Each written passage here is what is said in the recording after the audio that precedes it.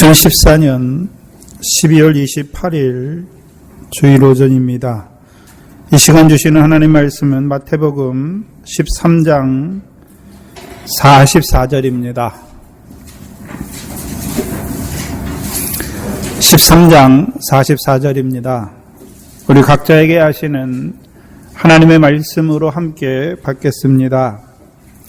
천국은 마치 밭에 감추인 보화와 같으니 사람의 일을 발견한 후 숨겨두고 기뻐하여 돌아가서 자기의 소유를 다 팔아 그 밭을 샀느니라. 아멘.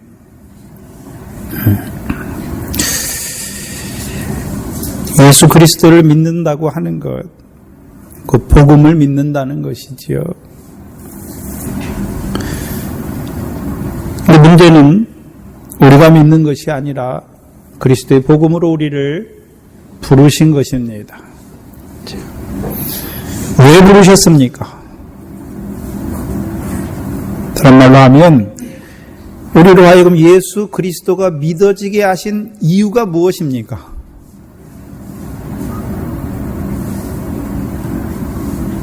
하나님 나라에 들어가게 하시려고, 들어가서요 하나님 나라의 백성으로 살게 하시려고. 하나님 나라에 들어가야 이때부터 하나님 나라의 백성으로 살아갈 수 있는 것입니다. 그래서 요한복음 3장에서는요, 거듭난 자는 하나님 나라를 거듭나지 아니하면 하나님 나라를 볼 수 없다 말씀하셔서 먼저 우리로 하여금 거듭나게 하셔서 하나님 나라를 보게 하시는 것이죠. 또한요, 이제 물과 성령으로 나게 하셔서 그 하나님 나라에 들어가게 하시고 이제는요 하나님 나라의 백성으로 살아가게 하시는 것입니다. 예수 믿는다고 다 하나님 나라의 백성이 아닙니다. 육적 이스라엘의 역사를 보면 하나님께서 애굽에서 인도하지요. 다 그 조상들에게 약속하신 가나안 땅에 들어가는 것이 아닙니다. 그렇죠? 애굽에서 나왔지만 어떤 자는요, 광야에서 멸망하는 자들도 있습니다.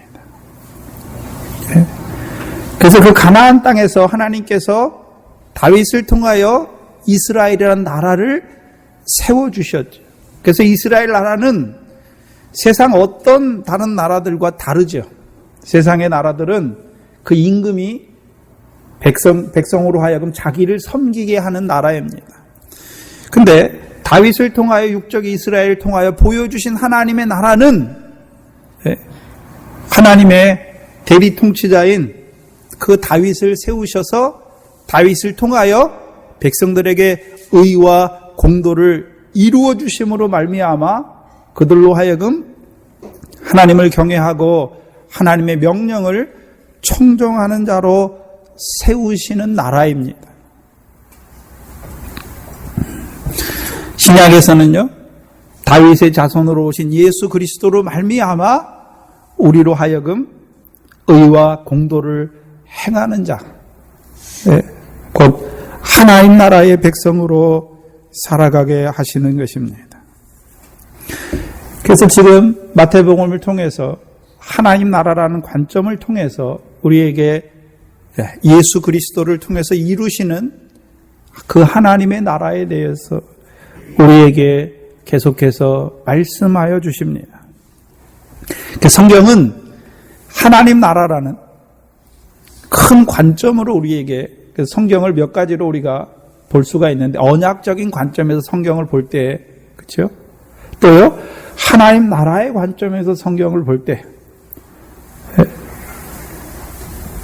크게 두 가지로 이 성경을 꿰뚫을 수가 있습니다. 그래서 하나님 나라의 관점에서 복음과 진리를 통해 이 성경을 의미적으로 크게 두 가지로 나누면, 복음은 하나님 나라의 관점에서의 복음은 어떤 의미가 있습니까? 애굽에 속해 있는 하나님의 백성이지만 애굽에 속해서 하나님을 알지 못하는 그들에게 유월절 어린 양이 믿어지게 하시는 것이 복음입니다. 또한요, 물세례 받게 하시고 그 광야의 연단을 통하여 가나안 땅에 곧 하나님 나라의 백성으로 세우시는 그 과정이 무엇입니까? 그게 복음입니다. 그래서 복음이 믿어진다는 것은 물론 예수의 십자가가 믿어지는 것도 복음이지요. 그러나 그럼 예수의 십자가가 믿어지면 답니까? 그럼 6월절 어린 양을 먹고 그냥 애굽에서 계속 살아도 되는 것이죠. 그러나 6월절 어린 양을 먹은 자는 반드시 떠날 수밖에 없어요. 물세례 받는 자로 나아가는 것이고, 물세례 받는 자는 그 광야의 연단을 통하여 이제 떡으로만 사는 것이 아니라 여호와 입에서 나오는 말씀으로 사는 아브라함의 씨가 되게 하시는 것이죠. 그래서 복음은 우리를요, 애국과 같은 세상에 살던 우리로 하여금 예수가 믿어지게 하실 뿐만 아니라 그 광야에서 주시는 만나와 반석에서부터의 물을 통하여 이제 우리로 하여금 썩지 아니할 것을 바라보는 자로 세우시는 것이 복음입니다. 다른 말로 하면 십자가와 부활이 믿어지게 하시는 것입니다. 그러면 진리는 무엇입니까? 복음은 우리로 하여금 하나님 나라의 백성으로 세우시는 것이 복음이라면 진리는요, 복음으로 말미암아 하나님 나라에 들어가서 하나님의 백성이 된 자들로 하여금 이제 하나님 나라를 유업으로 받는 자로 세우는 것이, 하나님 나라를 유업으로 얻는 자로 세우는 것이 복음입니다. 그래서 구약적인 관점에서 복음은 무엇입니까? 가나안 땅까지 들어가게 하시는 과정이 복음이고, 가나안 땅에 들어간 자들로 하여금 여호와의 명령을 청종하게 하셔서 그 가나안 땅의 결실과 열매를 맺게 하시는 과정이 무엇입니까? 그게 진리입니다. 근데 문제는 그것을 그 백성들이 이루어가는 것이 아니지요.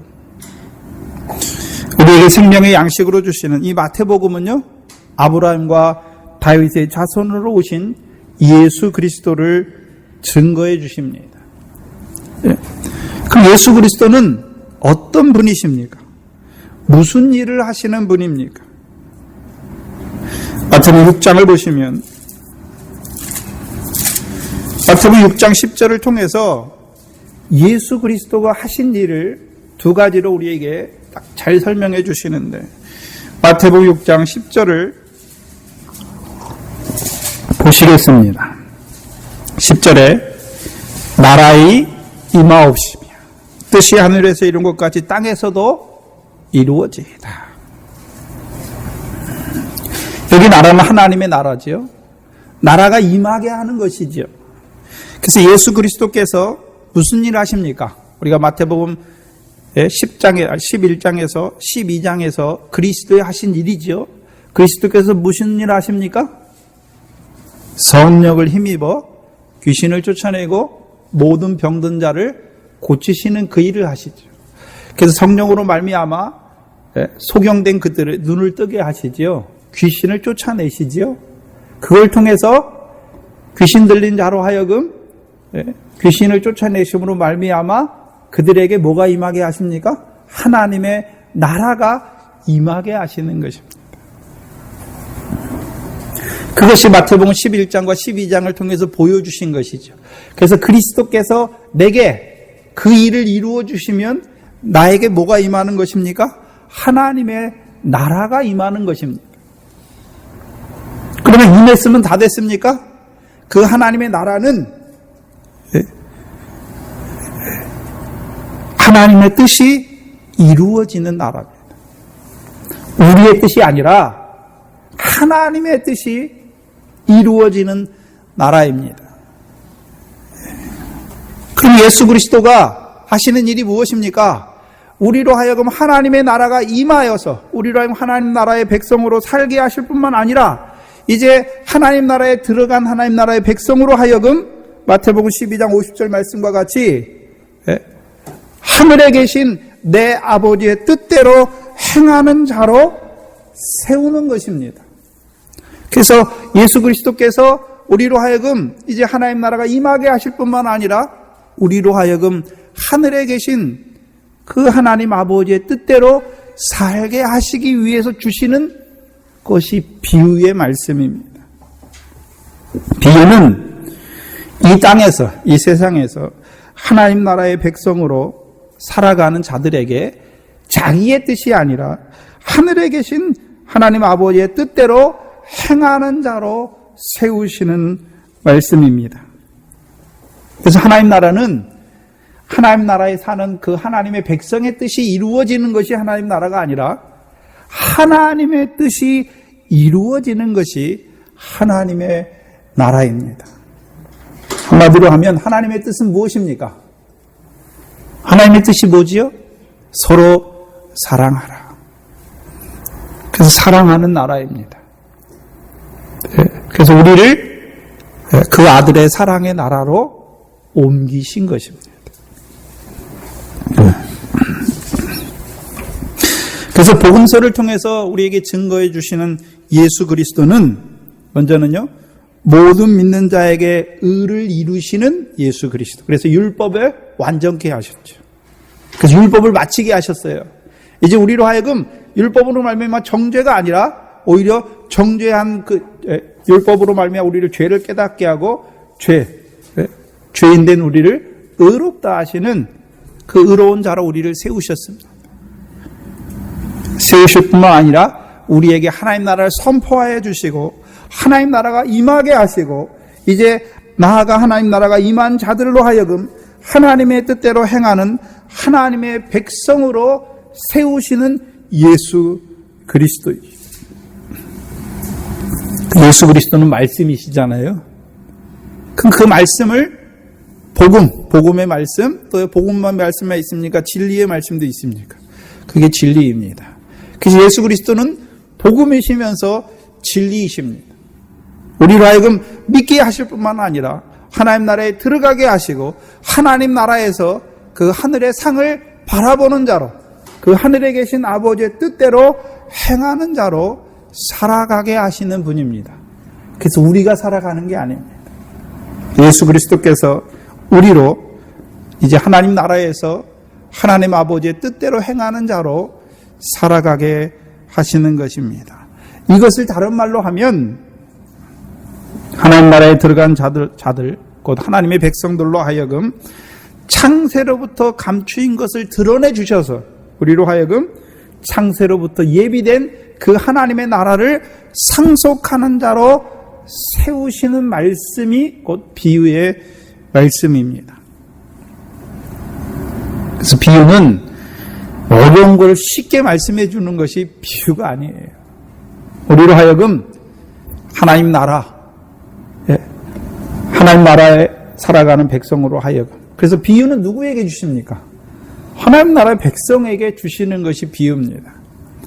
광야에 있는 자들은 비유를 아무리 말씀해 줘도 뭔지 몰라요. 그래서 하나님 나라 거듭난 자, 곧 하나님 나라에 들어간 자들에게 이 비유의 말씀을 통해서 하나님의 뜻대로 행하는 자, 곧 창세로부터 감추어진 그 하나님 나라를 상속하는 자로 세우시는 말씀이 비유의 말씀입니다. 2014년 한 해도 하나님께서 이 동산교회에 마태복음을 통해서 우리가 어떻게 하나님 나라의 백성이 되었는지, 그럼 하나님 나라의 백성이 됐으면 우리가 이제 하나님 나라의 백성으로 누구의 뜻을 이루기 위해 살아가야 되는지를 말씀하여 주시고, 또 수요일에는 사사기의 말씀을 주셔서 그 하나님 나라에 들어가는 자들의 그 영생을 얻기 위한 믿음의 선한 싸움을, 그 싸움이 무엇인지를 우리에게 계속해서 더하여 주셨습니다.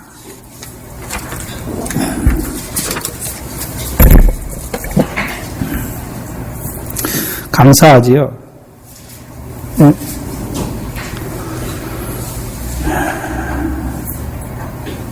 오늘 본문은 여러분이 잘 아는 보화가 감추인 밭에 대한 비유입니다. 근데 제가 비유를 들어갈 때 비유는 순서가 굉장히 중요하다라고 말씀드렸습니다. 이 천국, 보화가 밭에 감추어진 이 천국 비유의 말씀은 순서가 있죠, 순서. 어떤 비유 후에 주시는 것입니까? 네? 어떤 비유에 주시죠? 좋은 씨와 가라지 비유를 설명하신 후에 이 천국 비유의 말씀을 또 주시는 것입니다. 그래서 우리가 비유의 그 순서, 제일 첫 번째 비유가 무엇입니까? 씨 뿌리는 비유죠. 거기에 씨는요, 천국 말씀이죠. 근데 그 씨를, 천국 말씀을 우리에게 뿌려주시는 이유가 무엇입니까? 우리의 마음밭에 천국의 말씀을 뿌려주시는 이유가 무엇입니까?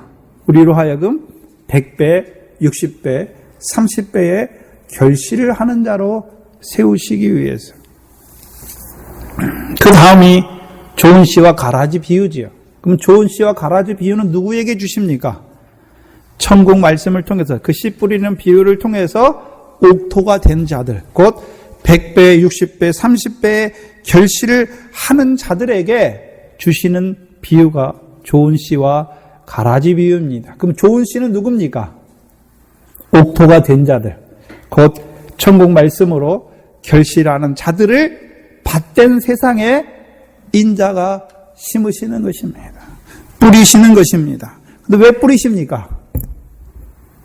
왜 뿌리셨습니까? 곡식단 되게 하셔서 알곡으로 곡간에 들어가게 하셔서 이제 그때에 의인들로 의인이 되게 하셔서 하나님 나라에서 해와 같이 빛나는 자로 세우시기 위함이었습니다.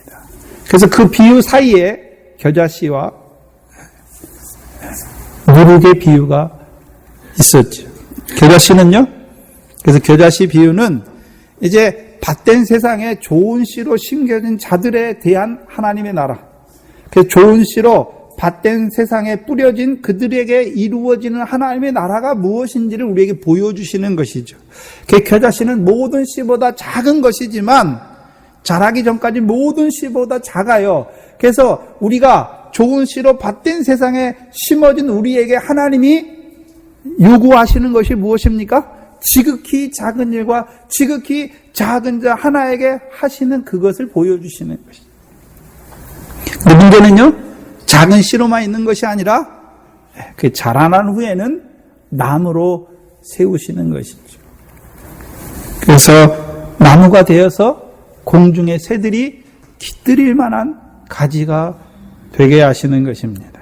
사람이 볼 때는 하나님 나라는 이제 좋은 씨로 밭된 세상에 심겨진 그들이 하는 일, 사람들이 보기에는 하찮아요. 볼품 없어요. 그러나 그 지극히 작은 일에 충성하는 그를 하나님이 나무로 세우시는 것입니다. 나무로 세우시니까 공중의 새들까지도 깃들이게 되는 것입니다. 누룩 비유를 통해서는 이제 나무에 깃들인 그 공중의 새들에게 양식을 더하여 주시는 것이죠. 그래서 가루 서말 가진 그 여자를 통해서 자라게 하시는 것입니다. 그래서 가루 서말은요, 믿음, 소망, 사랑입니다. 그래서 우리에게 하나님 말씀 주시잖아요. 그럼 믿음이 생기고 소망이 생기고 사랑이 생기죠. 근데 문제는 가루 서말을 여자가 부풀게 하는 게 아니죠. 가루 서말을 부풀게 하는 것은 무엇입니까? 누룩이죠, 누룩. 근데 그 누룩은 누가 넣습니까? 그 가루에 여자가 넣는 거죠. 그 여자는 누굽니까?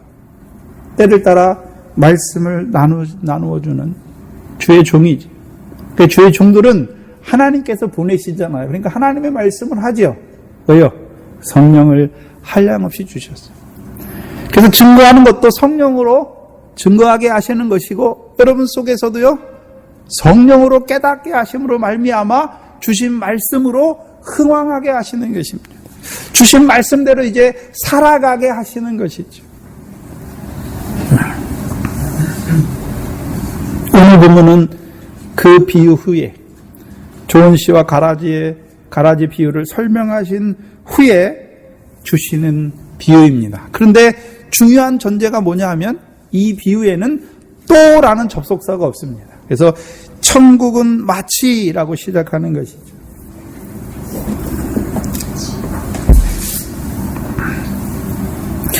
천국과 같이 밭에 감추인 보화와 같으니. 문제는 그러면 이 천국 비유, 보화가 감추인 밭에 관한 이 천국 비유는 누구에게 주시는 비유입니까? 이제 좋은 씨와 가라지 비유로 말미암아 내가 이제 밭된 세상에 천국의 하나님 나라의 아들로 세우심 받은 것을 아는 자, 곧 이제 나로 하여금 이제 겨자씨로 누룩으로 살게 하시는 그 하나님의 뜻을 아는 자들에게 주시는 비유입니다.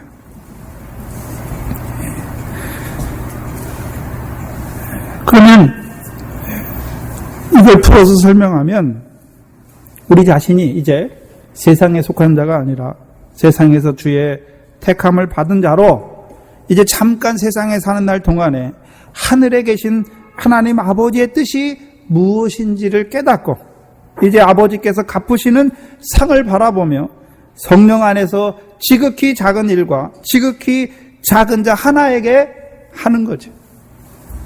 그들에게 이 천국 보화가 감추인 이 밭에 대한 비유를 더하여 주시는 것입니다. 다른 말로 하면 세상의 소금과 빛으로 세우신 자들에게 보화가 감추인 비유를 더하여 주시는 것입니다. 그러면 이 밭에 감추인 보화의 비유를 주시는 이유가 무엇입니까? 주시는 목적을 알아야죠. 자기 소유를 다 팔아서 보화가 감추인 밭을 사게 하시려고. 뭐 하게 하시려고요? 소유를 다 팔아서 보화가 감추인 밭을 사게 하시는 거죠. 그럼 그 사람은 보화가 감추인 밭을 샀으니까 그러면 그 보화를 계속 땅속에 감추어 놓고 있습니까? 이제 하나하나 캐서 하늘에 쌓는 자로 세우시기 위함입니까? 그래서 마태복음 6장입니까? 6장이지요. 너희의 보화를 하늘에 쌓으라. 그러면 보화를 하늘에 쌓으려면 보화가 있어야 되잖아요. 보화는 내게 있는 것이 아니라 보화가 감추인 밭에 있으니까 그 보화가 감추인 밭을 소유를 다 팔아 산 후에 감춘 그대로 놓는 것이 아니라 하나하나 캐내서 어디에 쌓아야 됩니까? 하늘에 쌓아야 하는 것입니다.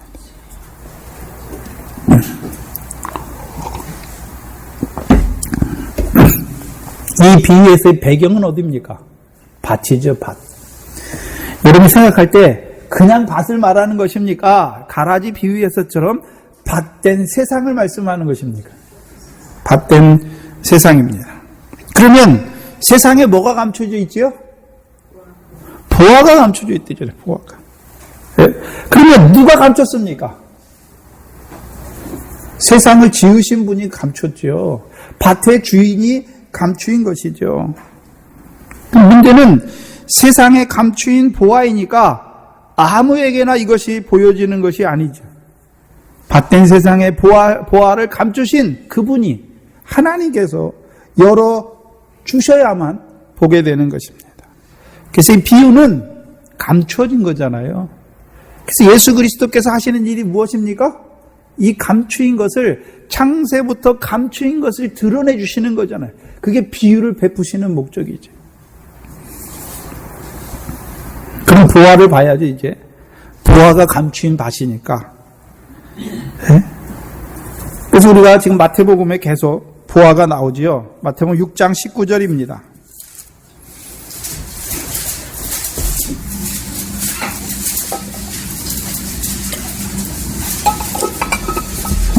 너희를 위하여 보물을 땅에 쌓아두라. 여기서 말하는 보물과 보화가 헬라에서는 같은 단어입니다. 예? 그러면 6장의 문맥에서 6장 전체를 볼 때 6장에서 보물이라는 의미가 무엇입니까? 하늘에 쌓아진 것이죠. 보물이 있는데 보물을 하늘에 쌓아야 되니까. 그럼 보물은 어디다 쌓는 겁니까? 하늘에. 그럼 무엇을 하늘에 쌓아야 된다 말하고 있습니까? 6장에서. 6장은요? 6장 1절에 보시면 사람들에게 보이려고 그들 앞에서 너희 의를 행치 않도록 주의하라. 그렇지 아니하면 하늘에 계신 너희 아버지께 상을 얻지 못하느니라 말씀하셔서 그 다음에 아버지께서 갚으시는 상, 더 나은 의지요. 의. 그래서 여기서 보물은 무엇입니까? 6장에서 보물은 하늘에 계신 아버지께서 갚으시는 상이 있는 의죠. 의가 보물이에요. 상이 있게 하는 것이죠. 반대로요, 땅에 쌓는다는 것은 무엇입니까? 행하긴 행했어요. 그런데요, 외식이죠, 외식. 그래서 사람의 칭찬과 영광을 위하여 한 것이죠. 마태복음 19장을 보시면 19장 21절에도 보화가 나오지요.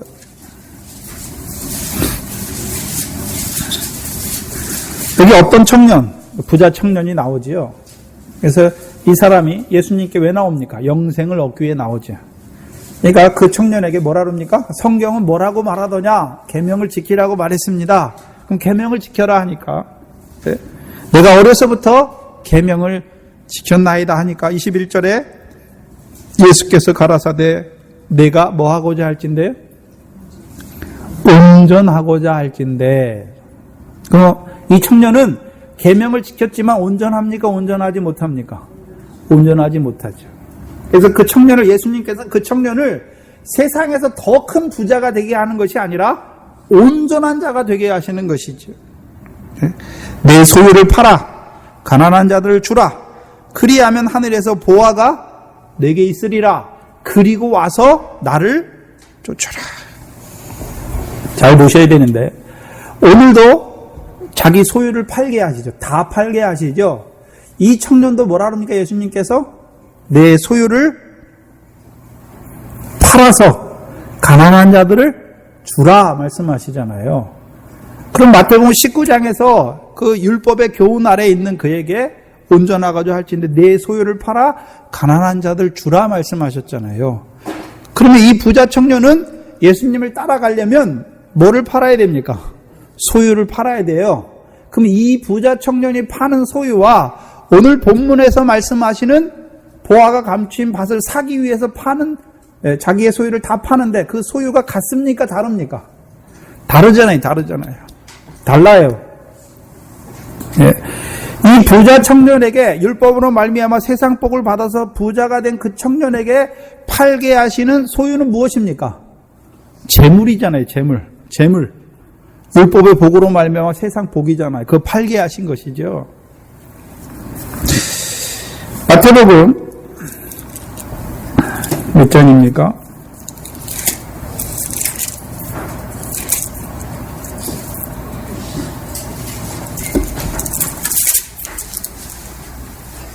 아, 19장이죠. 같은 19장에 나오는데 19장 29절에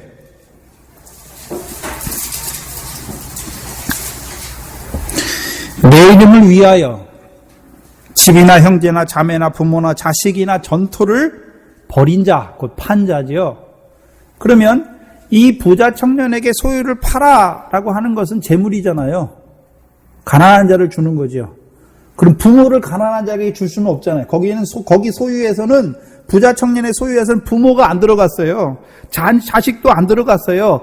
자매를 파는 게 아니잖아요. 근데 그 뒤에 제자들에게 너희는 소유를 팔아라고 말하는데 뭘 팔아라고 말씀합니까? 형제나 자매나 부모나 자식이나 전토를 버린다라고 말씀해요. 소유를 파는 것이죠. 그 다르잖아요. 부자 청년에게는 형제나 자매나 부모나 자식을 팔라고 말씀한 게 아니에요. 그러면 부자 청년을 팔아서 가난한 자들에게 줘야 되니까 자기 부모를 그럼 가난한 자에게 준단 말입니까? 아니잖아요. 그러니까 부자 청년에게는 재물이에요, 재물. 다시 말하면요, 묵은 포도주, 그거 팔아야 새 포도주로 사는 것이죠.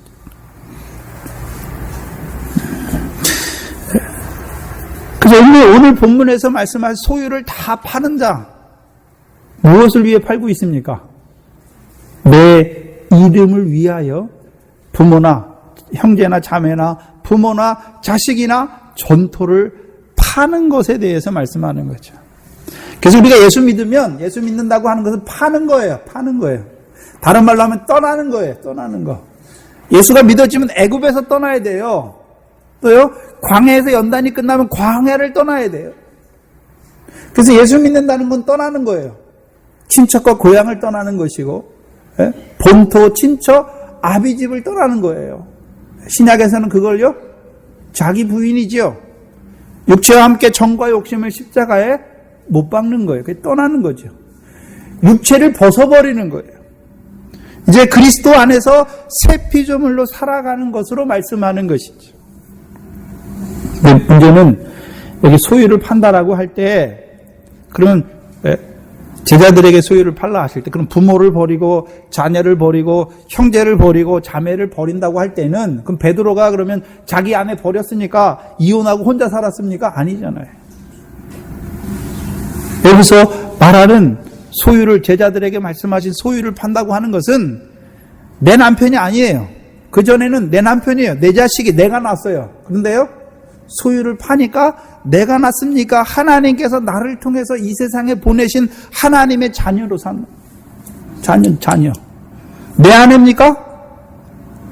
그리스도께서 내게 주신 동일한 유업을 함께 받을 자로 내게 주신 아내로 갖는 거죠. 그래서 이제 하나님께서 주시는 자녀로 가지면 내 자식입니까? 하나님 자녀입니까? 하나님 자녀니까 그 하나님의 자녀를 하나님의 온전한 사람으로 키우기 위해서 그를 위해 기도하게 되는 것이고, 그에게 교훈과 훈계를 하는 것. 그게 다 무엇입니까? 상을 얻게 되는 것입니다. 그래서 율법의 복 아래에 있는 자들은, 그렇죠, 율법으로 세상 복, 예수 믿어 세상 복만 바라보는 그들은 그 복을 팔아야 돼요. 네? 팔아야 어디 복이 보입니까? 하늘의 상을 얻게 하는 복이 보이는 거예요. 그러면 그가 누구를 만나야 팔 수 있습니까? 예수님을 만나야 파는 거죠. 곧 말씀을 만나야 파는 거지요. 어떤 말씀입니까? 사람은 육신을 배부르게 하기엔 떡으로만 사는 것이 아니라 그에게 영혼을 주셨으니까 영혼을 만족케 하시는 여호와의 입에서 나오는 말씀으로 사는 줄 알게 하는 자로 세워야 되는 것이죠. 그게 우리에게 주신 거예요. 네? 그러면 저와 여러분이 예수 믿는데 육신의 거 더 얻기 위해서 예수 믿는 게 아니잖아요, 지금. 네? 모든 육체는 풀과 같고 그 모든 영광은 풀의 꽃과 같이 썩어질 것인 걸 알게 하신 것이죠. 이제요, 썩지 아니하고 세세토록 있는 하나님의 말씀을 인하여 이제 살게 하시는 것이죠. 그가 제자예요. 근데 그 제자들에게 주님께서는 또 팔라 하십니다. 무엇을 팔라 하십니까? 형제나 자매나 부모나 자식이나 집이나 전토까지도 다 팔게 하시는 것입니다. 그것이 오늘 주시는 비유입니다. 그러면 이제 이 밭에 감추인 보화를 살려면 자기 소유를 다 팔아야지요. 팔아야 되잖아요. 네? 그러면 생각해보세요. 소유를 다 팔려면 소유를 팔고 나서 그걸 사는 것이 아니라 밭에 감추인 보화를 발견해야 되죠. 그래서 그 보화의 가치가 얼마나 귀한 줄 알아야, 얼마나 큰 줄 알면 가서 억지로 파는 게 아니에요. 어쩔 수 없이 파는 것도 아니고 기뻐가지고 가서 파는 거예요. 그 소유를 판다라는 개념은 내가 예수 믿기 때문에 억지로 파는 것이 아니에요. 기쁨으로. 너무 기뻐서, 감사해서, 예? 팔고 그 밭을 사는 것입니다. 고린도후서 4장을 보시면, 그러면 그 보화가 감추인 빛이, 보화가 감추인 밭을 우리에게 보여주시는데, 어떻게 보여주십니까? 어떻게 발견합니까?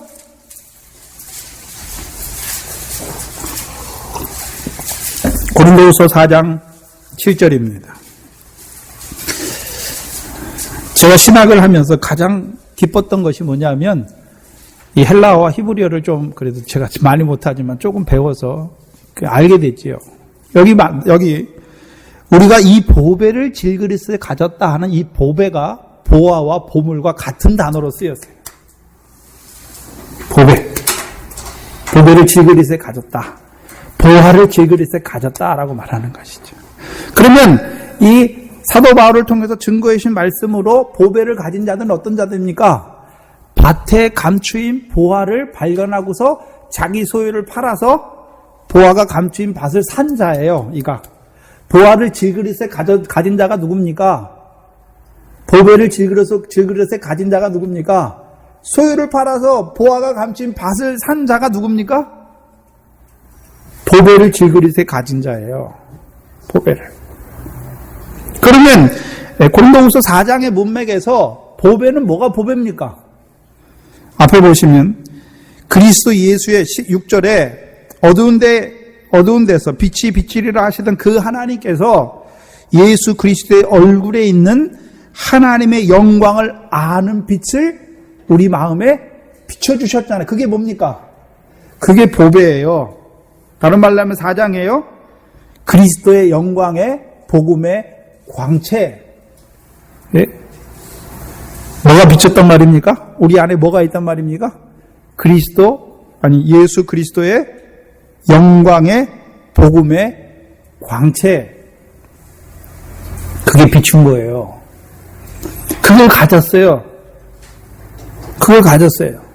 근데 왜 질그릇입니까? 여기 질그릇이 사사기에 나오는 항아리예요, 항아리. 횃불을 항아리에 감춰주셨잖아요. 근데 횃불이 언제 보입니까? 항아리가 깨져야 보이는 거예요. 질그릇과 같은 우리의 육체의 소욕이 못 박혀야 이 횃불이 비치는 것이죠.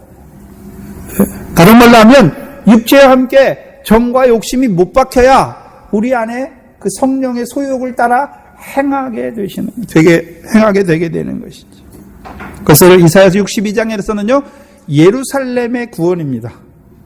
예루살렘의 구원은 예루살렘에서부터 나오는 여호와의 말씀으로 말미암은 구원입니다. 그 구원이 무엇입니까? 결실이지요. 상을 얻게 하시는 결실입니다. 그래서 저와 여러분이 이제 보화가 감추인 밭을 샀어요. 그래서 그 보배를 질그릇에 가지고 있는 것이죠. 그러면 이제 보화를 가지고만 있으면 됩니까? 이제 캐서 하늘에 쌓아야 하는 것이죠. 그럼 하늘에 어떻게 쌓습니까? 골로새서 2장입니다.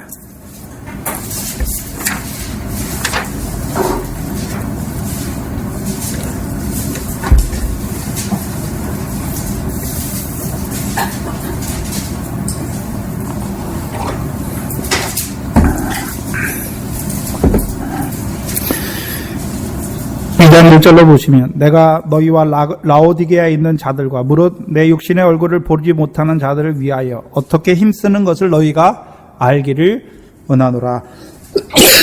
사도 바울이 힘을 쓰고 있지요. 네? 왜 힘씁니까? 2절에 이는 저희로 마음의 위안을 받고 사랑 안에서 연합하여 원만한 이해의 모든 부요에 이르러 하나님의 비밀인 그리스도를 깨닫게 하려고. 사도 바울이 힘쓰는 것이 무엇입니까? 하나님의 비밀인 그리스도를 깨닫게 하시려.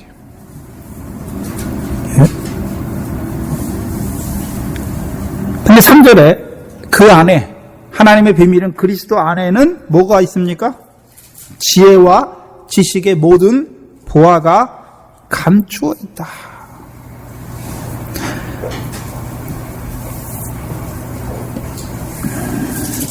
그럼 그리스도 안에 뭐가 감춰져 있습니까? 지혜와 지식의 모든 보화지요. 우리에게 그리스도를 깨닫게 하시는 것이죠. 네? 그럼 우리가 그리스도를 만났다라는 의미와 이제 그리스도를 깨닫는다라는 의미가 뭡니까? 다른 의미로 쓰고 있죠. 네? 그래서 사랑 안에서 연합하여 원만한 이해의 모든 부요함에 이르는 것이에요. 다른 말로 하면 그리스도의 장성한 분량까지 자라게 하시는 것이 그리스도를 깨닫는 거예요.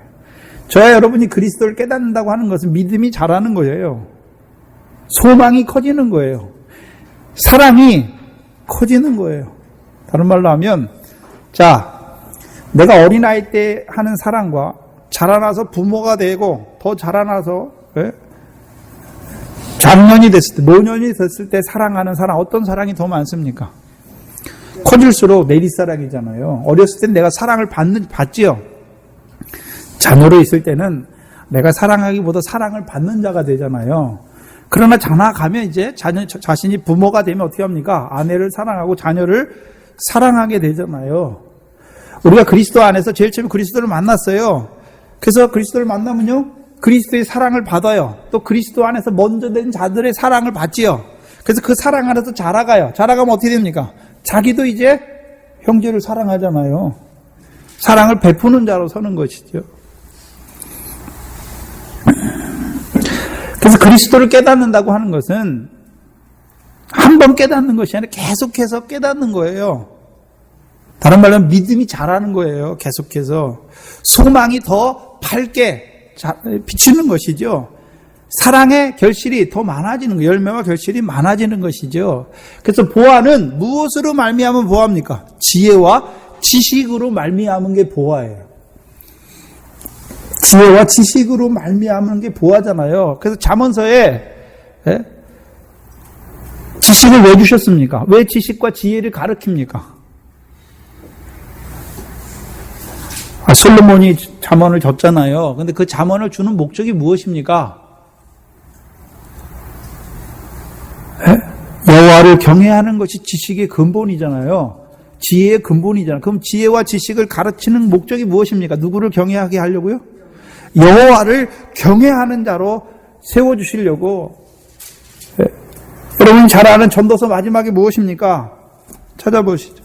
전도서 12장을 보시면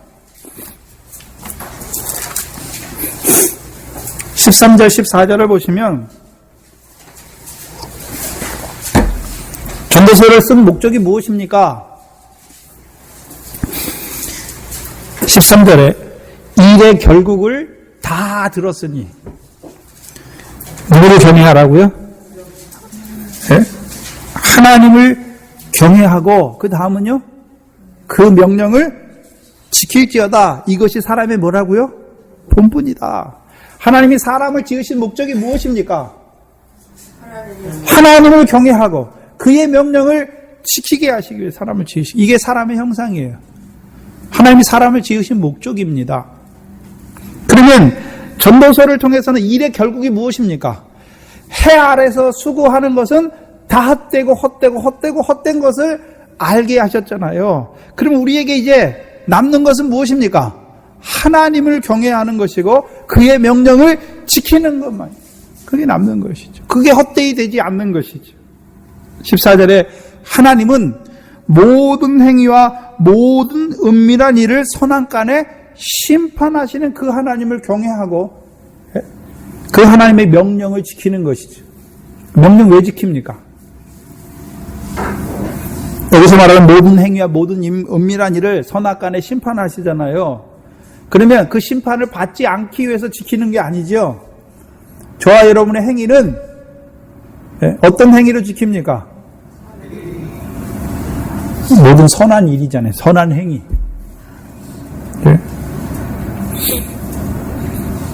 그래서 베드로전서 1장 15절에 너희를 부르신 자처럼 너희 모든 행실에 거룩한 자가 되라 말씀하시고, 하나님께서는 각 사람을 외모로 그 행위대로 심판하신다, 판단하신다라고 말씀하잖아요. 그 행위는 어떤 행위입니까? 내가 하나님을 향해서 뭘 하는 그 행위가 아니고 그건 불법이고, 어떤 행위입니까? 어떤 행위죠?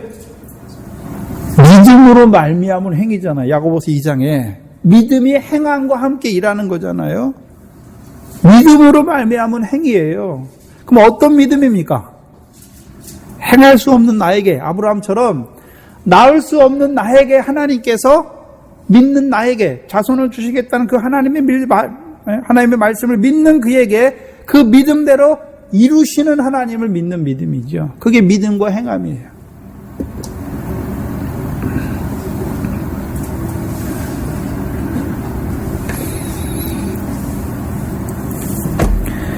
구약에서도 우리에게 지혜와 지식을 가르치신 이유가 무엇입니까? 하나님을 경외하고 그의 명령을 지키게 하셔서. 그럼 구약의 명령이 뭡니까? 구약의 명령이 뭐죠? 율법이잖아요. 율법. 그래서 여호와의 명령을 청종하면 여호와께서 이른 비와 늦은 비를 주셔서 그들로 결실하게 하셔서 열매 맺게 하셔서 배불리 먹게 하시고 그 옥토를 주신 하나님을 찬송하는 자로 세우시는 거예요. 그래서 명령을 청종한다고 하는 것은 뒤에 가면요 여호와를 찬송하는 자로 세우시는 것이죠. 그럼 보화가 감추인 밭을 산 자는 그리스도를 깨닫는 자를 말씀하는 것이고, 그리스도를 깨닫는다는 의미는 무엇입니까? 그리스도 안에 있는 지혜와 지식의 모든 보화를 발견한 거예요. 그래서 여기서 말하는 지혜와 지식은 어떤 지혜와 지식입니까?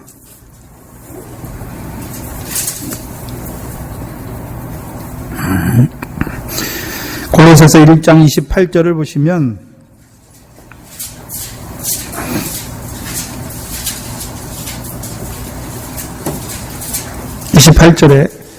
우리가 그를 전파하여, 그는 누굽니까? 27절이죠.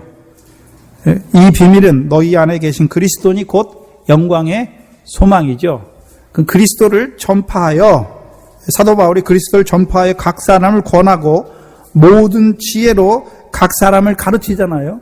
지혜로 가르치는 거죠. 자기 지혜입니까? 그리스도 안에 있는 지혜입니까? 그리스도 안에 있는 지혜로 가르침은 각 사람을 그리스도 안에서 뭐한 자로요? 온전한 자로 세우는 거죠. 온전한 자로. 그럼 지혜는 뭡니까? 사도 바울이 지혜를 가르치는데 왜 가르칩니까? 그리스도 안에서 온전한 자로, 여기 완전한다는 말은 온전한 거예요. 똑같은 단어, 텔레이오인데 로마서 5장, 마태복음 5장 마지막이 무엇입니까? 하늘에 계신 너희 아버지처럼 너희도 온전한 자가 되라 말씀하셨잖아요. 그럼 온전한 자가 자기가 되는 것이 아니라 사도 바울과 같은 종, 그리스도를 깨닫게 하잖아요. 그리스도 안에 있는 지혜와 지식의 모든 보화가 감추어진 그 지식의 말씀을 받은 그를 통해서 지혜로 가르쳐 주시니까, 지혜와 지식으로 가르쳐 주시니까 이제 나도 그리스도 안에서 온전한 자로 세워지는 것이죠. 그래서 우리가 고린도전서 12장에 보면 성령께서 주시는 은사가 있잖아요. 첫 번째가 뭡니까? 지혜의 말씀. 성령으로 말미암아 지혜의 말씀을 받은 자로 세워주시고, 또한 두 번째가 뭡니까? 지식의 말씀. 세 번째가요? 믿음이에요. 믿음. 그 다음에 병 고치는 은사. 그 다음에 방언이에요.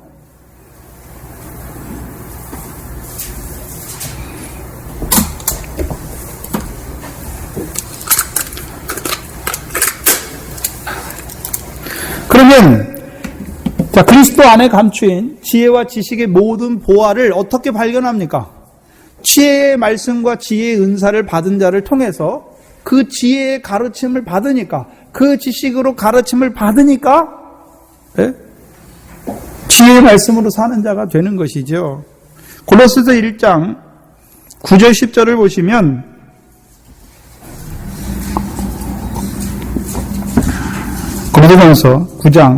골로새서 1장 9절 10절을 보시면 이로써 우리도 듣던 날부터 너희를 위하여 기도하기를 그치지 아니하고 구하노니 너희로 하여금 모든 신령한 지혜. 그래서 그리스도 안에 감추인 지혜는 무슨 지혜입니까? 육적인 지혜가 아니라 모든 신령한 지혜지요. 모든 신령한 지혜예요. 그럼 지혜를 모든 지혜와 총명의 하나님의 뜻을 아는 것으로 채우게 하시는 거죠. 그럼 지혜와 총명을 주시는 이유가 무엇입니까? 하나님의 뜻을 알게 하시는 거예요. 그럼 아는 데서 그치는 것이 아니라 아는 것은요, 10절에 주께 합당히 행하게 되는 거예요. 합당히 행하여 범사에 기쁘시게 하고 모든 선한 일에 열매를 맺게 하는 거예요. 그럼 지혜의 말씀 무엇입니까? 우리에게 지혜의 말씀 주시는 것 이유가 무엇입니까? 우리를 그리스도 안에서 온전한 자로 세우는 것인데, 온전한 자라고 하는 의미가 무엇입니까? 모든 선한 일에 열매를 맺는 자예요. 그게 지혜예요.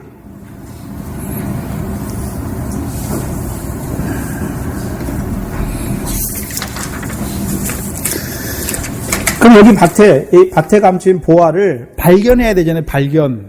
어떻게 발견했습니까? 보화가 감추인 밭을 만났으니까 발견했잖아요. 그것을 골로새서 2장에서 뭐라고 말씀했습니까? 그리스도 안에 감추인 지혜와 지식의 모든 보화를 만난 것이죠. 누구를 통해서요?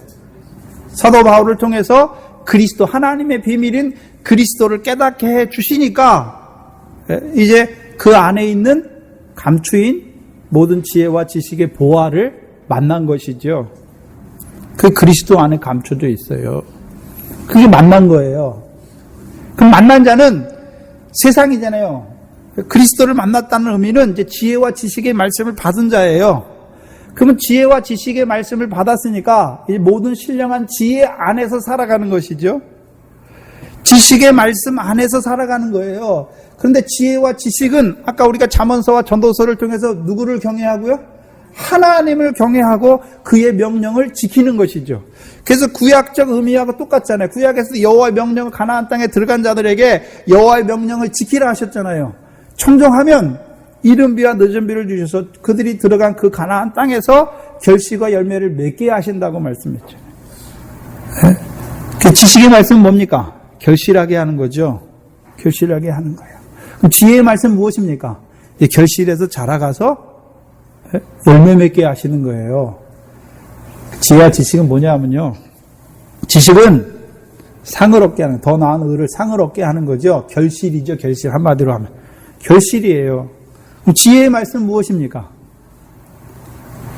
지식은 지극히 작은 일에 충성하게 하시는 것이고, 지혜의 말씀은요, 지극히 작은 자 하나에게 나눠주게 하시는 것이죠. 사랑이 사랑. 그래서 가나안 땅의 열매는 결실과 열매예요. 소사는. 가나안 땅의 소사는 결실과 열매예요. 결실이 뭡니까? 여호와의 명령을 청종하는 게 결실이에요. 여호와의 명령을 청종하는 게 열매지요.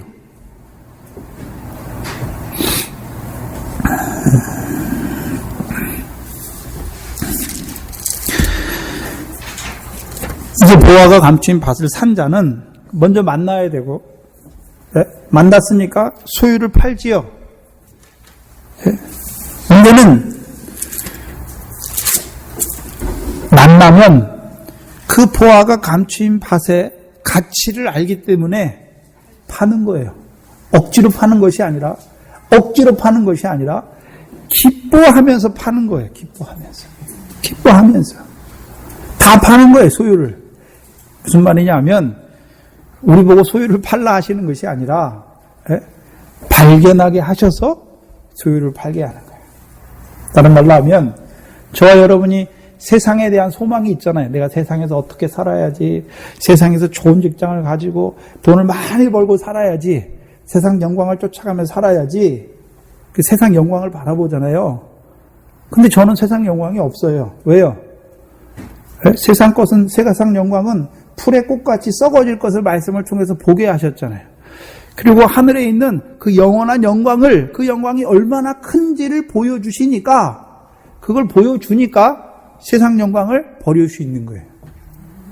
내가 세상 영광을 버리고 그 영광을 쫓아가는 것이 아니라 보화가 감추인 밭을 통해서 그 하나님의 영광, 자녀들에게 주실 그 하나님의 영광을 보게 하셔서 우리로 하여금 세상의 영광이 어떤 거라는 거, 썩어질 것이고 잠깐 있다 없어질 것이고 쇠하해질 것인가 것을 보게 하셔서 팔게 하시는 거예요. 그럼 언제 팝니까? 그리스도 안에 감추인 지혜와 지식의 모든 보화를 감추어졌으니까 발견해야 되잖아요. 언제 발견합니까? 그럼 한 번에 다 발견하는 것이 아니라 늘 그리스도 안에서 자라가는 만큼 발견하게 되는 거예요. 발견한 만큼 팔게 되는 거예요. 제자들이 한 번에 다 파는 게 아니에요. 예? 형제와 자매와 부모와 자식이나 집이나 전토를 한 번에 답하는 것이 아니라 그리스도를 알아가면 알아갈수록 하나하나 팔게 하시는 것이죠. 뭘 위해서요? 마태복음 19장에 보면 영생을 위해서 파는 거예요. 영생을 위해서. 영생을 위해서. 그래서 예수 믿는다는 것은 떠나는 것이고 파는 것이고 육적인 것을 벗어버리는 것이고 옛사람을 죽이는 것이고 땅의 것을 생각지 않는 것이고 이제 하늘의 것을 바라보는 것이고 살아가는 것입니다. 소유를 파셨습니까? 네? 파셨습니까? 얼마나 파셨습니까? 네? 내가 예전에는 육신의 목숨을 위해서 무엇을 먹을까 마실까 살았어요. 세상 게 있어야 사는 줄 알았어요. 그런데요, 이제는요, 그건 팔았잖아요. 내가 세상 그것 때문에 사는 것이 아니라 말씀을 인하여 사는 것을 알게 됐죠. 근데 여전히 내 마음이 세상에 대한 염려가 아직 있잖아요. 그럼 아직 팔지 못했어요. 팔지 못했으니까 어떻습니까? 결실하지 못하는 거예요. 왜요? 지식의 말씀으로 가득 차면 팔게 되죠. 왜? 이제 자라가야죠. 지식의 말씀에서만 자라가는 것이 아니라 지혜의 말씀에서도 자라가야 온 천하에서도 열매를 맺어 자라게 하시는 거예요. 자라게 하시는 거예요. 그래서 보화가 감추인 밭을 우리가 소유한 자예요. 문제는요, 그걸 열심히 캐내야 되는데 딴짓하고 있어요.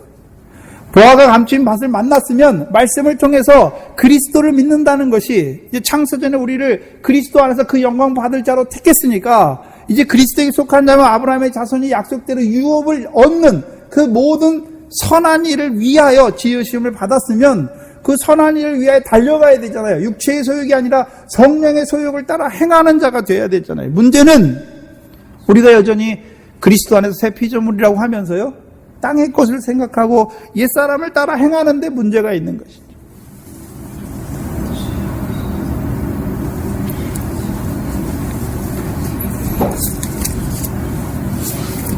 빌립보서 3장입니다.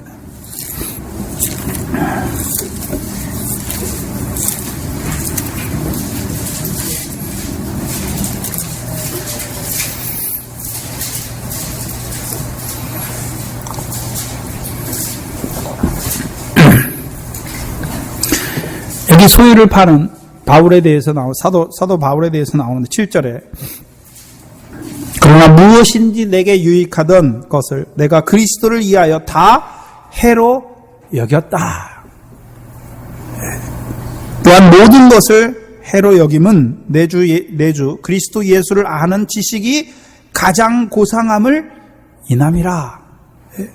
내가 그를 위하여 모든 것을 잃어버리고 배설물로 여김은 그리스도를 얻고 그 안에서 발견되려 합니다. 그럼 그리스도를 얻는다는 것은 사도 바울은 이미 그리스도를 만났잖아요. 여기서 근데 그리스도를 얻는다는 의미가 무엇입니까? 그리스도 안에 감추인 지혜와 지식의 모든 보화를 더 많이 얻는 것이죠. 근데 여기 잘 보셔야 돼요.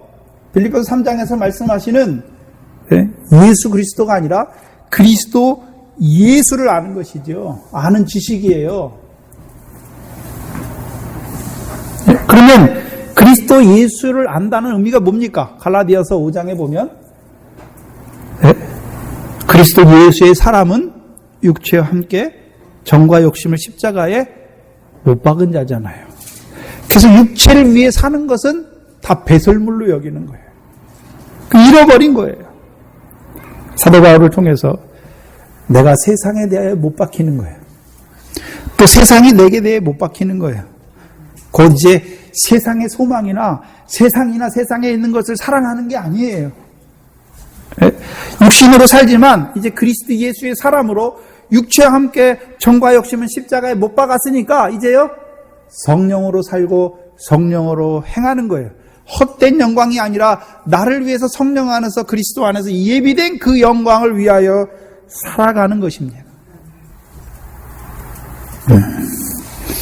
그 안에서 발견되려 하는 것이지.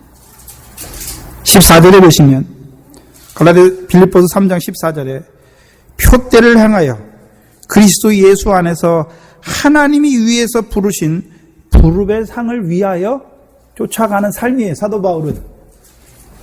네? 그것이 무슨 삶입니까?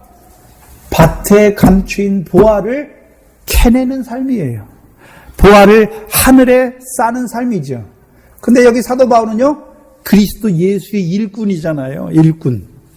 이미 못 박았고, 못 박은 그가 이제 무엇을 위해 삽니까? 복음과 진리를 증거하여 더 많은 자들을 하늘의 산 소망을 바라보는 자로, 결실하는 자로, 열매 맺는 자로 세우시기 위하여 달려가는 것이죠. 그럼 지혜와 지식은 사도 바울이 행하고 있는 그 지혜와 지식을, 그 지혜와 지식을 따른 삶이 무엇입니까? 상을 얻는 거죠. 부름의 상을 얻는 거죠. 사도 바울은 어떤 자로 부르셨습니까? 사도로 부르셨죠. 사도로. 사도행전 26장에 보면 어떤 자로 부르셨습니까? 사단의 권세 아래 있는 자를 하나님께로 돌아가게 하고 그들로 하여금 거룩함을 얻어서 주의 기업을 얻는 자로 세우는 자잖아요. 이제 그리스도 예수의 일꾼으로 하나님의 복음의 제사장으로 이방인을 성령으로 말미암아 하나님이 받으직한 자로 세우는 자로 살아가는 거죠. 그 사도 바울은요, 이제 복음을 증거하여 하나님을 모르는 자들을요, 그리스도 안에서 유업을 바라보는 나그네를 세우는 것이고, 세울 뿐만 아니라 그들로 하여금 이제 그 유업을, 그리스도 예수 안에서 유업을 바라보는 자로 세우는 것이죠. 그래서 그들로 하여금 이제 육체의 소욕이 아니라 성령의 소욕을 따라 행하는 그리스도와 함께한 후사로 세워가는 그 일에 부르심을 받은 자로 살아가는 것이죠.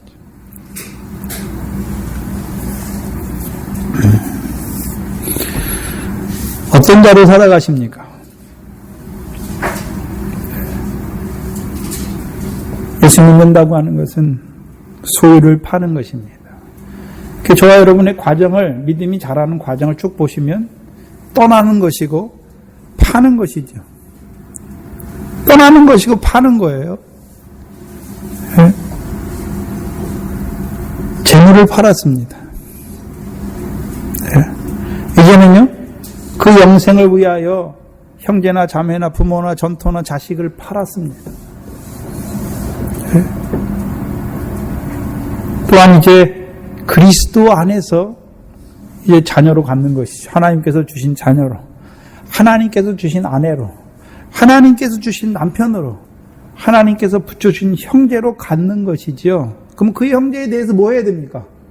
형제를 서로 사랑하는 거예요. 그럼 우리에게 이제 형제를 사랑하게 하시기 위해서 주시는 말씀이 무엇입니까? 지식과 지혜의 말씀이죠. 네? 그래서 여러분의 삶이 지혜의 말씀을 따라서, 지식의 말씀을 따라서 그 하나님의 나라를 유업으로 얻는, 네? 더 나은 의와 이제 나아가서 형제를 사랑하는 그 성령의 열매를 맺는 자로 살아가는 거예요. 그게 보화를 캐는 거예요. 밭된 세상에서 감추인 보화를 캐는 거예요. 그게 하늘에 쌓는 거예요. 그것이 우리의 삶입니다. 여러분, 만약에 금이나 은이나 보화가 묻혀 있어요. 자기가 그것을 봤어요. 네? 그렇잖아요. 세상적으로도 그 밭을 사니까 그 밭을 사기 위해서 자기 걸 다 팔잖아요. 네. 그리스도 안에서 감추어진 네? 그 영광을 알게 되면, 그 영광의 빛이 비치면 우리의 삶이 바뀌는 거예요. 네? 육적인 관계가 아니라 이제 하늘에 계신 내 아버지의 뜻대로 행하는 그가 내 형제요, 자매요, 모친인 것입니다. 우리를 왜 부르셨습니까? 이제 보화가 감추인 밭을 소유한 자로. 이제 우리의 남은 삶이 이제 육체의 정욕을 쫓아 행하는 것이 아니라 그 지혜와 지식의 말씀을 통해서요, 이제 우리의 삶이 온 천하에서도 열매를 맺어 자라는 자로, 하늘에 계신 아버지 제 온전하신 것 같이 우리도 온전한 자로 세워져야 하는 것이죠. 그래서 모든 선한 일을 위하여 예비된 자지요. 그 저와 여러분이 이제 선한 일을 하는 거예요. 근데 우리가 하는 것이 아니라 그 지혜와 지식의 말씀으로 이루어 가시는 것이죠.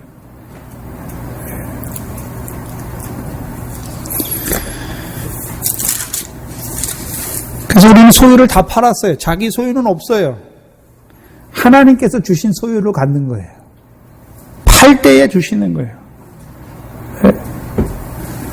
고향과 친척을 떠날 때에 가나안 땅을 가는 것이죠. 부모와 친척과 본토와 친척 아비집을 떠날 때에 그 가나안 땅으로 하나님께서 들어가게 하세요. 창세기 12장이죠. 그 약속을 얻게 하실 뿐만 아니라 이제 지식의 지혜의 말씀으로 아브라함에게 99세 아브라함에게 전능하신 하나님 앞에서 행하는 티끌과 같은 온전한 자로 완전한 자로 세우시는 것입니다. 그래서 이 밭에 감춘 보화를 발견한 자가 누굽니까? 온전한 자예요. 온전한 자. 지혜와 지식의 말씀을 통하여 우리를 온전한 자로 살아가게 하시는 것입니다. 기도하겠습니다. 하나님 감사합니다. 오늘 이 밭에 감추인 보화를 통하여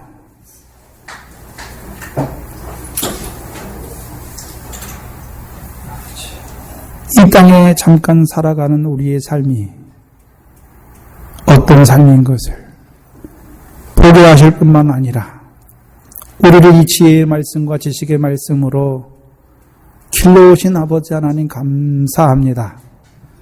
우리의 삶이 잠깐 육신으로 사는 우리의 삶이 하늘에 계신 아버지의 온전한 것 같이 우리도 그 상을 얻기 위하여 더 빨리 달려가는 저희들 되게 하여 주시옵소서. 또는 아직도 그 소유를 팔지 못하여서 그 세상의 소망을 두고 살아가는 자들을 불쌍히 여겨주시옵시고 이제는 그 하늘의 보화를 보여주셔서 그 소유를 팔게 하시고 주님을 따르는 제자의 삶을 살게 하시며 이제 제자된 자들에게는 보화가 감추인 밭을 발견하게 하셔서 이제 그리스도 안에 있는 지혜와 지식의 모든 보화로 말미암아 우리의 소유를 다 팔아서 그 보화를 감추인 밭을 살 뿐만 아니라 이제 그 지혜와 지식의 말씀을 따라서 하나하나 그 밭에 감추인 보화를 하나하나 캐내어서 하늘에 쌓는 저희들 되게 하여 주시옵소서. 한 해 동안도 하나님께서 우리를 그 하늘의 상과 영광을 바라보는 자로 그 소유를 파는 자로 자기를 부인하는 자로 육체의 소욕을 벗어버리는 자로 우리를 길러오신 아버지 하나님 감사합니다. 자라나게 하시고 이제 그리스도 예수의 사람으로 나아가 그리스도 예수의 일꾼으로 행하기에 부족함이 없는 권속들이 되게 하여 주시옵소서. 감사하며 예수님의 이름으로 기도하옵나이다. 아멘. 찬송가 498장입니다.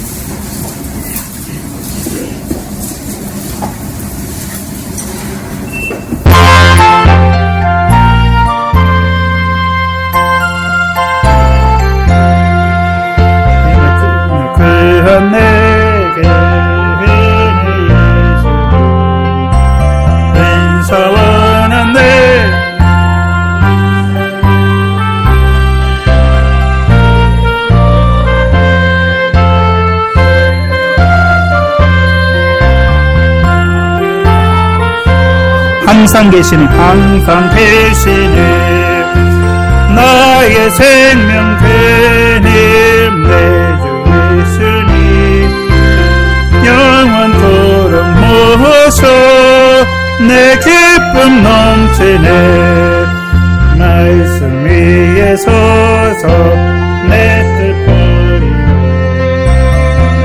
완전을 버리고 주심에 서니 불안정 미래 완전해지고 내가 이제부터 주만 붙드네 나의 생명 되는 내 주 예수님 영원토록 모셔 내 기쁨 넘치네 내가 염려하며 계획하던 것 믿고 기도하며 주께 맡기고 나의 모든 소원 던져버리고 주의 뜻을 따라 살기 원하네 나의 생명 되는 내 주 예수님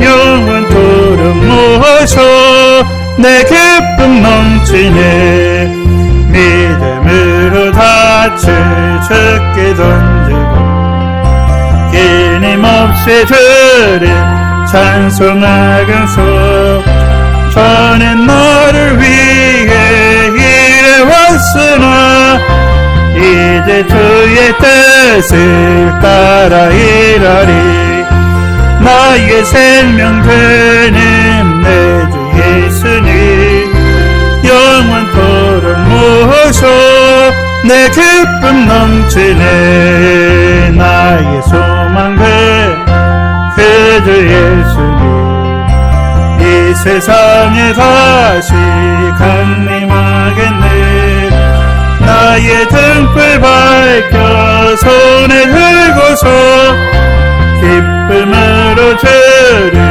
기다리겠네 내 주 예수님 영원토록 모셔 내 기쁨 넘치네 우리의 생명 되신 예수 그리스도를 우리가 모신다는 의미는 이제 좀 더 자라가서요 그리스도 안에 감추인 그 지혜와 지식의 모든 보화를 발견하고 이제 캐내어서 하늘에 쌓는 것이지요. 네. 한 해 동안 동성교회를 이끌어 인도하시고 또 말씀을 주셔서 우리의 믿음을 자라게 하시고 네. 이제 우리로 하여금 그 결실과 열매를 더 풍성히 맺게 하신 하나님께 감사합니다. 그래서 우리 각자가 여러분들이 한 해 동안 하나님께서 인도하신 선한 손길들을 또 12월 마지막 주일인데 한 주가 이제 얼마 안 남았는데 되새기면서 그것만 되새기는 것이 아니라 2015년 한 해도 그 하나님이 만사를 주장하셔서 나를 어떻게 인도하시고 어떻게 세워가시고 어떻게 온전한 자로 세우실 것을 바라보는 귀한 때가 되었으면 좋겠습니다. 성경 일기표 내라고 그랬는데 한 사람도 안 냈더라고요. 그래서 저 여기 주시든지 저기 책상에 서재에 갖다 놓으시든지 이번 주 안에 좀 갖다 놓으시기 바랍니다. 요절입니다. 마태복음 13장 51절 52절입니다.